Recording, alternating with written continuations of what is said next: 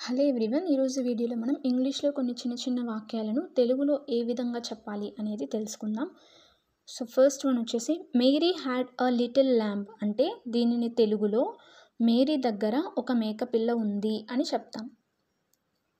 Cows eat grass దీనిని మనం తెలుగులో ఆవులు గడ్డిని తింటాయి అని చెప్తాం. The dog ran after the cat దీనిని తెలుగులో కుక్క పిల్లి వెంట పరిగెత్తింది అని చెప్తాం. Next one birds build nest on trees అంటే పక్షులు చెట్లపై గూళ్ళు కట్టుకుంటాయి అని తెలుగులో చెప్తాం. Next one boats sail on the rivers అంటే నదులపై పడవలు ప్రయాణిస్తాయి. Boats sail on the rivers అంటే నదులపై పడవలు ప్రయాణిస్తాయి. మంకీస్ హ్యావ్ లాంగ్ టైల్స్ అంటే కోతులకు పొడవైన తోకలు ఉంటాయి.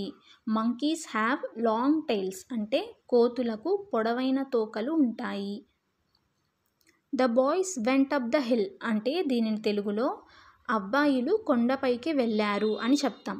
The boys went up the hill అబ్బాయిలు కొండపైకి వెళ్ళారు. ద మ్యాన్ హ్యాస్ 3 daughters అంటే దీనిని తెలుగులో ఆ వ్యక్తికి 3 కుమార్తెలు ఉన్నారు అని అర్థం అన్నమాట. ద మ్యాన్ హ్యాస్ 3 daughters అంటే ఆ వ్యక్తికి 3 కుమార్తెలు ఉన్నారు. Next one the house has a garden అంటే దీనిని తెలుగులో ఇంటికి ఒక తోట ఉంది అని తెలుగులో చెప్తాం. The house has a garden ఇంటికి ఒక తోట ఉంది.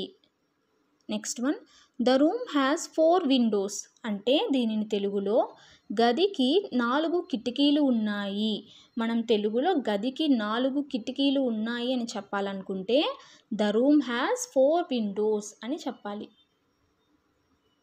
Next one the tiger killed the deer దీనిని తెలుగులో పులి జింకను చంపింది అని అర్థం.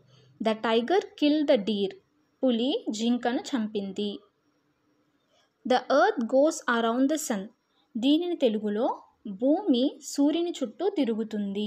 The earth goes around the sun అంటే భూమి సూర్యుని చుట్టూ తిరుగుతుంది.